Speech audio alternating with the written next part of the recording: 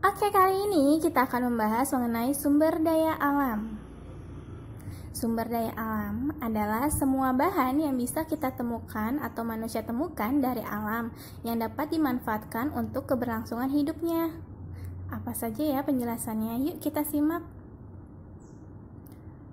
Sumber daya alam berdasarkan beberapa karakteristiknya dibagi menjadi sumber daya alam berdasarkan keterbaruannya, 2. Sumber daya alam berdasarkan asalnya, 3. Sumber daya alam berdasarkan pemanfaatannya.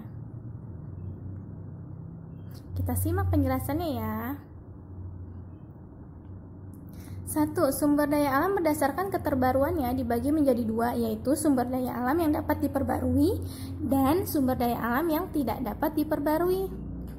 Sumber daya alam yang dapat diperbarui yaitu sumber daya alam yang tidak akan habis jika digunakan terus-menerus. Ini bisa didaur ulang atau dibuat kembali. Contohnya tumbuhan, hewan, air, hasil hutan. Jadi sumber daya alam ini bisa dibuat kembali ya.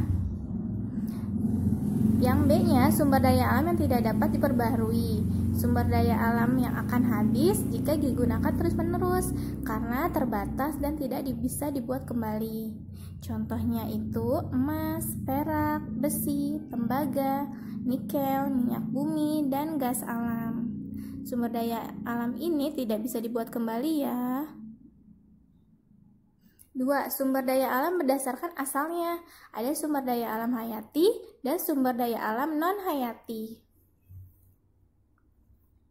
Sumber daya alam hayati adalah setiap sumber daya alam yang berasal dari makhluk hidup. Contohnya, susu, telur, bulu, daging, kayu, sayuran, buah, umbi-umbian, dan juga yang lain-lain yang berdasarkan dari makhluk hidup ya. Oke, B. Sumber daya alam non-hayati. Sumber daya alam non-hayati ini adalah sumber daya alam yang bukan dari makhluk hidup. Contohnya seperti udara, sinar matahari, minyak bumi, bahan tambang, dan lain-lain. Yang tidak berasal dari makhluk hidup ya, itu sumber daya alam non-hayati.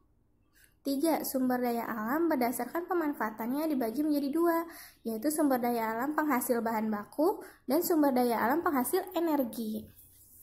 Sumber daya alam penghasil bahan baku adalah sumber daya alam yang digunakan sebagai bahan baku untuk menghasilkan jenis barang lain yang nilai ekonomis dan fungsinya lebih baik.